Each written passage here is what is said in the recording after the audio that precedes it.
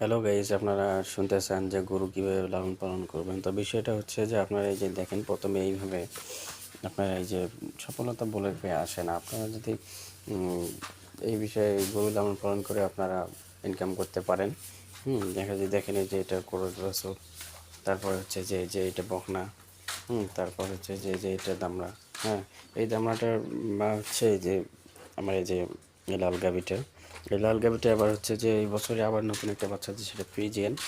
এই যে ফ্রিজিয়ান বাচ্চাটা আপনারা দেখতে পাচ্ছেন গাইস, এই যে এই বাচ্চাগুলো হচ্ছে যে বীজ দিয়ে নেওয়া। বিষয়টা হচ্ছে যে আমাদের যে বকনা গাই, এই যে এই যে গাইটা, এটা বিশাল বড় গাই, ঠিক আছে।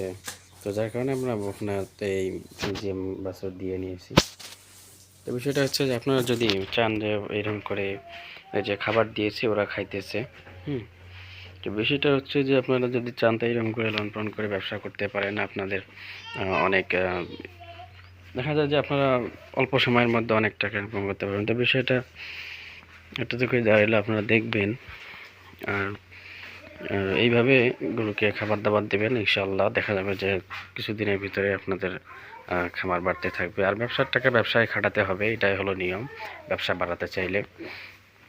তো এইভাবে খাওয়া দাওয়া করাবেন। যেমন এই যে দেখতেছেন ও খাইতেছে, এটা হচ্ছে ফ্রিজিয়ান গরু।